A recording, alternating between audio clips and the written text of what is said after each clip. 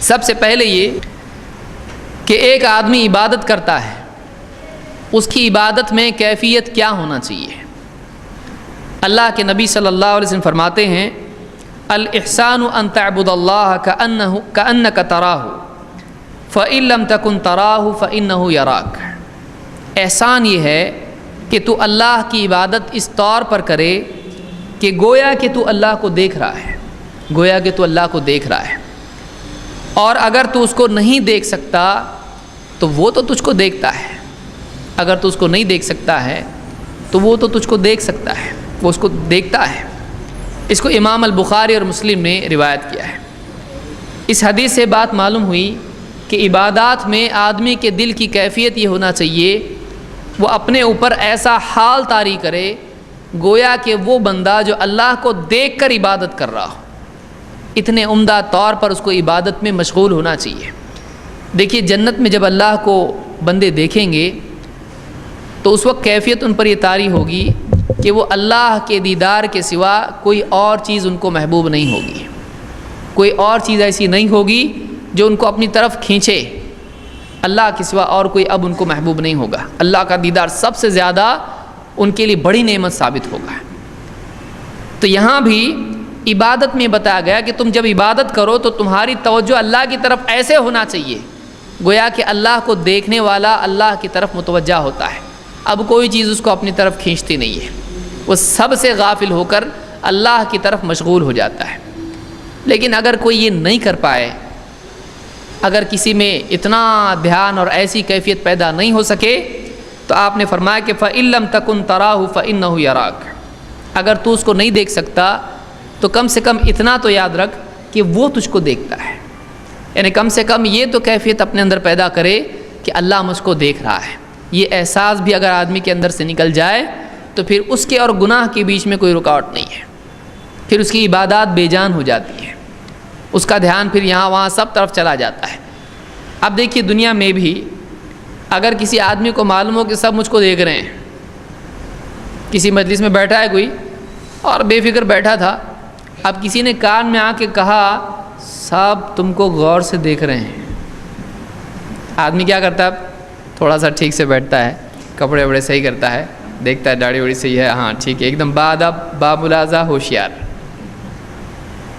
دوسرے کے دیکھنے کا احساس آدمی کے اعمال کو باادب بنا دیتا ہے، کنٹرول میں اس کو کر دیتا ہے۔ پھر وہ سر کھجا رہا تھا اب نہیں کھجائے گا، اب تھوڑا سا اس کی کیا ہو گئی، انسلٹ ہو جائے گی، اب وہ کہیں بھی کھجا رہا ہے نہیں، اب کچھ بھی جو ہے منہ کھول کے بیٹھا تھا اب نہیں بیٹھ سکتا، وہ ایک دم صحیح بیٹھے گا، اب ایک دم ایسا بیٹھے گا، اس سے زیادہ باادب دنیا میں کوئی نہیں ہے۔ کیوں ہوا ایسا؟ اس کو احساس ہوا یہ کہ مجھ کو سب دیکھ رہے ہیں۔ آپ بتائیے سب دیکھ رہے ہیں، اللہ دیکھ رہا ہے، وہ جو سب سے بڑا ہے، وہ رب العالمین ہے، سارے بادشاہ اس کے آگے ہیچ ہیں، کوئی قیمت نہیں رکھتے ہیں، وہ اتنا بڑا ہے جس نے کائنات کو پیدا کیا، زمین و آسمانوں کا مالک ہے، وہ مجھ کو دیکھ رہا ہے اور عبادت میں اس کے لیے کر رہا ہوں، وہ مجھ کو دیکھ رہا ہے۔ آپ بتائیے یہ کیفیت اس کے اندر پیدا ہو جائے تو اس سے بڑھ کر اور نماز کے، عبادت کے صحیح ہونے کے لیے اور کیا چاہیے؟ تو حدیث میں اللہ کے نبی صلی اللہ علیہ وسلم نے یہی بات کہی کہ اگر تو اس کو نہیں دیکھتا ہے، اگر تو یہ کیفیت طاری نہیں کرتا ہے،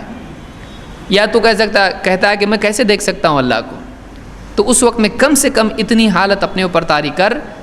کہ اللہ تو مجھ کو دیکھ رہا ہے، یہ تو یقینی ہے اللہ مجھ کو دیکھ رہا ہے۔ ایک روایت کے الفاظ ہیں، مسلم کے الفاظ ہیں، یہ بخاری اور مسلم کی روایت تھی، مسلم کی حدیث میں ہے کہ ان تخشى اللہ کأنک تراہ